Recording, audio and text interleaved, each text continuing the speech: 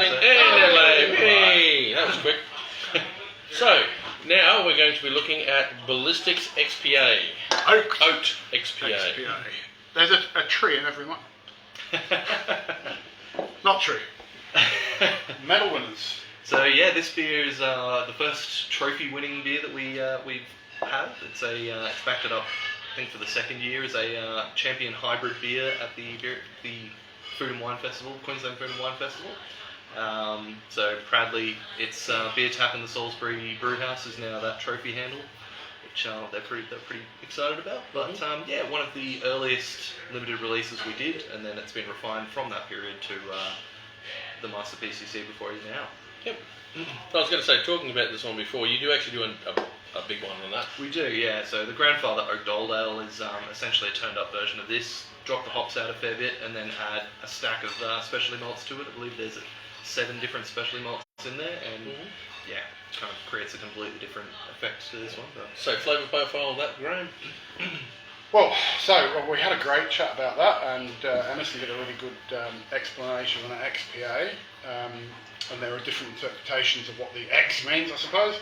But the way Emerson explained it, I guess, was that it's IPA-like, but without quite the same intense bitterness. So this is actually growing on me. It's a more mature XPA, I think, than some of them. Bolters, I'm not a massive fan of. I find it a little bit insipid. This has got some body.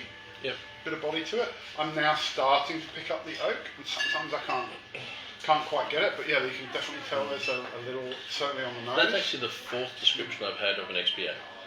The first one came from when the first XPAs came out was from Modus Opera, and Grant from there said, "Oh, it's XPA, so it's extra hops." Oh yeah. And I'm like, okay, cool, and that's what I was taking through. Yep. And then it was XPA was released by, it might have been Cooper's or someone, and it was extra pale, meaning it is very clear, clarified. So yeah. Then the one after that was extra. There's an extra alcohol. Alcohol. It's a slightly more alcoholic pale ale. That was the third one. Yeah, and then that's the 4th one that you just learned through. So I'm like, well, I'm still lost. I still don't know what an XPA is. Well, I think most people have probably at this point settled on the fact that it sits in between a pale and an IPA. Yeah. It's kind of the half step between the two, where it's more bitter than a pale, but not as much as an IPA. So that seems to be where the industry's sort of settled. But still, so where's the session IPA sit then? You're just getting finicky now. I know. I mean, it's hard.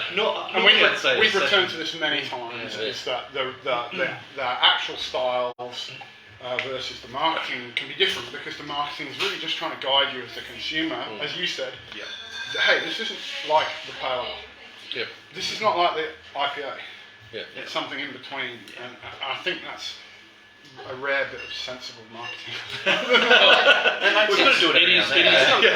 It is tragic that we have to actually talk about the fact that we need to try and market things better, because seriously the marketing has been all over the place for so many things. Actually your can style has actually changed over the years too, but it's a lot simpler looking, whereas the Helios can, for example, is quite busy with its pictures, but then again it's driving towards that sort of thing. Yeah, and they go for a lot more really intense artwork, which is some of them it's a piece of art in of itself. And then you've got the hazy, which I'm going to blame myself for this, not anyone else. I can't read it. No, but that is a very interesting thing, because I need glasses, and I'm looking to go, it's a green can with Ballistic. Yeah. That's all I can read. Colour contrast is a massive thing for people with vision impairment.